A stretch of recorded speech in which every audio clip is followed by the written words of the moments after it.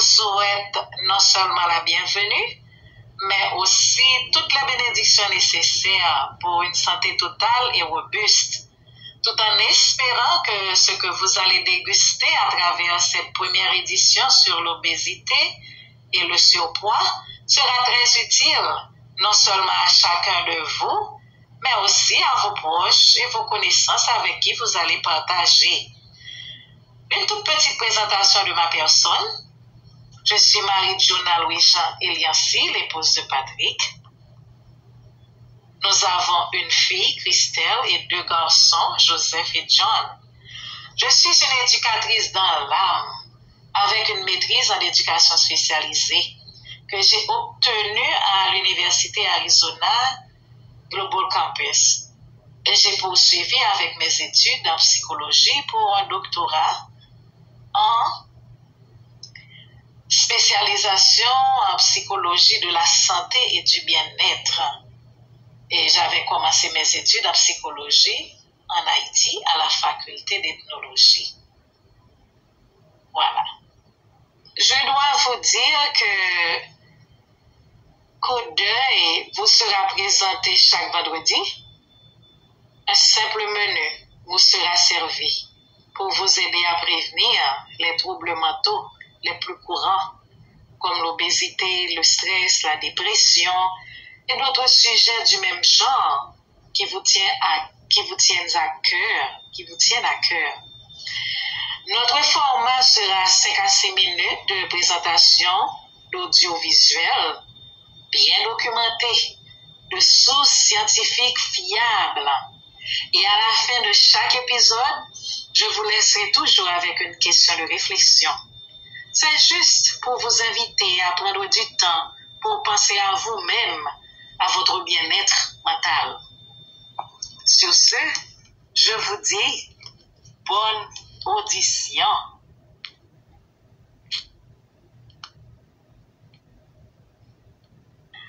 C'est un spectre qui aujourd'hui fait penser et beaucoup de gens, surtout nos congéniteurs des 50 et 60 ans. Donc, c'est quoi l'obésité? L'Organisation mondiale de la santé, en 1997, reconnut l'obésité comme une maladie. Donc, on dit obésité ou bien surpoids.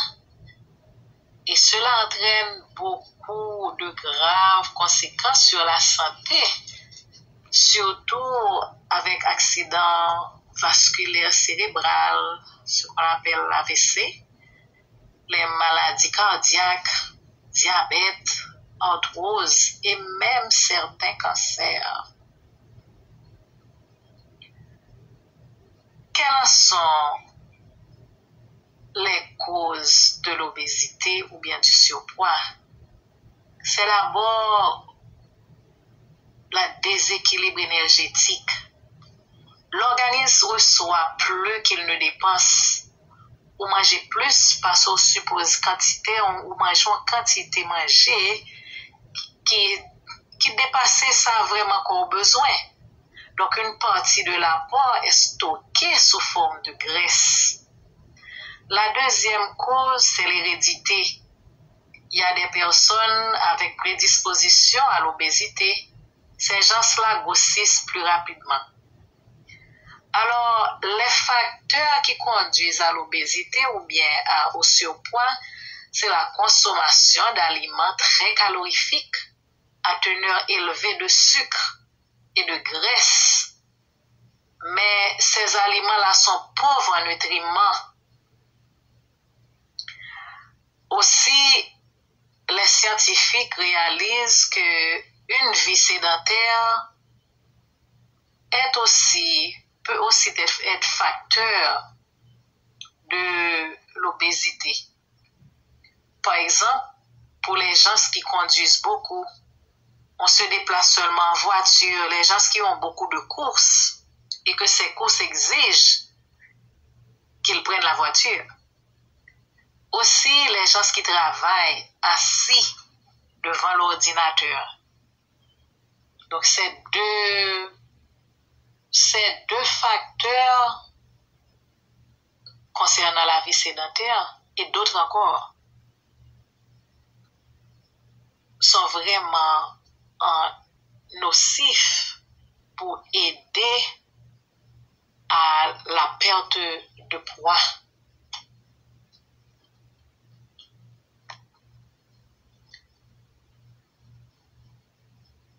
L'obésité n'est pas une maladie psychologique,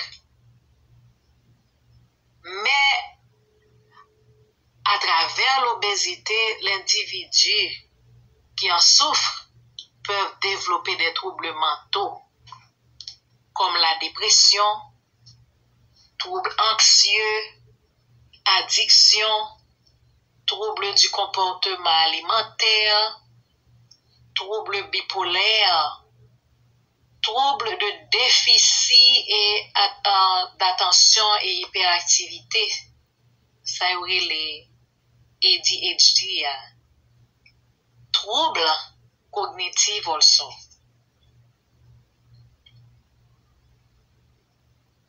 Donc, pour maigrir, il y a certains trucs qu'on pourrait essayer, mais je conseille toujours en thérapie facile le changement de style de vie. Il ne va pas avoir d'amélioration quand il s'agit de troubles de comportement sans penser à changer son style de vie. Donc, le style de vie qu'on aimerait changer aujourd'hui, d'un coup d'œil, c'est essayer de maigrir. Alors, on a besoin de prendre de bonnes habitudes alimentaires. Par exemple, on essaiera d'équilibrer son apport énergétique, ses dépenses d'énergie. On consomme la quantité de la nourriture dont notre corps a besoin. Pour cela, les nutritionnistes en savent long, et vous pouvez consulter leurs articles, leurs conseils. Limiter la consommation de graisse et de sucre. Consommer davantage de fruits et de légumes. Essayez d'augmenter l'activité physique dans la vie quotidienne. Essayez de s'éloigner de la vie sédentaire. Donc, quand c'est nécessaire, on doit faire une balance.